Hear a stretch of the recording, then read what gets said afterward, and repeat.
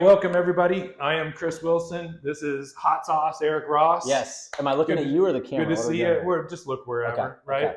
We don't need long eye contact or anything. It's but 7 minutes in heaven. 7 minutes in heaven. So this is 7 minutes for seniors. This is the very first episode. Eric and I were supposed to get together today and decided that we would go ahead and do this. So we're mic'd up. The camera's on. I forgot to turn the light on. I don't think we need the light. We'll be all right. Whatever. It's more shining off our foreheads. You don't want that. So the whole purpose of this is for me to get to know people in the community. Eric had me on his podcast, and I had a great time. So now's my chance to pay it back to him. So Eric Ross, Hot Sauce Ross. Hot Sauce Ross. Yep. Who are you? Who am I? I am an enigma. No Okay. kidding. I'm a firefighter. Was my first job. Registered nurse. Self-proclaimed entrepreneur. What do we all work for my kids? Yeah. That's the main thing. I wouldn't work if I didn't have to. Right. But ex-firefighter, registered nurse, entrepreneurs. Mm-hmm. That's my professional side. And are you more like, if you had your choice, would you rather do 212 benefits or would you rather do What the Health Just Happened? So I would consider them one and the same. 212 sponsors the show, pays for everything. It drives business. The 212 benefits. Are you asking what I would do if I had unlimited funds? Yes. And didn't have to work? I would golf a lot. Okay. I would surf a lot. I would fish a lot.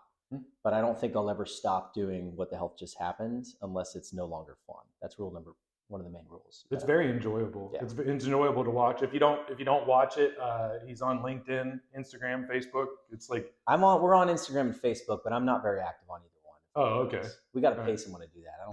Didn't you tell me your wife does your social media? She did for like 2 weeks and said, "No thanks, this is too much." Wow. Yeah. Wow. Lifetime commitment. She gave up after 2 weeks. Yeah, I don't blame her. But the show, I love the show. It's a blast. 212 benefits. What do we do? Employee benefits for small to medium-sized companies. Okay. So health, dental, vision. There's a Medicare component in there. I know you do a lot of stuff with Medicare, but we're tied into healthcare. Yeah. So is 212 benefits your company? Yes. So myself, business partner Joey Jansen, Adrian Jansen, husband and wife. I've been here since February 2020. Joey's been here 15-ish years. Adrian came over before I did, but yeah, we acquired the business from the previous owner in December of 22. Okay. It's hard to keep track of timelines. Yeah. And specifically, what is it that your company does? You're a broker for insurance? Yeah. So the easiest word's a broker consultant. Some people know what that is, some don't. But a brief description. Let's say Bob's Barricades down the road. They have 50 full-time employees. Mm-hmm. Business owner, CEO, CFO says we have to offer these people benefits, or they want to. Most good owners want to offer benefits. Mm-hmm. Traditional benefits, health, dental, vision. You kind of have to offer those to keep employees around. But then there's what we call shiny objects. Just 5,000. Cybersecurity, pet insurance. Long-term care insurance policies is a big one right now. We could talk about that for hours. Yeah. A broker consultant's an easy term, but sometimes like people hear that term and they kind of cringe. Right. Which is okay. So you basically, okay. So one of the questions that I always ask as a business owner myself, at what point do I need to start providing benefits for my employees? Is there a law that's required, or? That's the immediate answer is like a kind of cop out, but it's not. It really depends company to company. I think the most important thing is if it matters to your employees, you should probably do it. If you have a 2-person company and that other employee keeps asking you about it, you should probably start talking about it. And there's a wide variety to do it. When you get to a certain size, primarily 50 employees or larger, you're like legally you have to offer benefits, contribute a certain amount. So that was kind of a cop out. I think if your employees are curious, you should be having the conversations. Other people say, I don't care. I don't need health insurance. I don't need dental. I don't need any of it. Just pay me more money. Yeah. So what is the difference between what the cost of those benefits versus what you could pay? Because it seems like, like when I go PRN, they're willing to throw more money at me because they're not throwing that money at those benefits. Correct. Right? If you have to monitor your books, right? Your P&L statement, where's money coming in, where's it going out?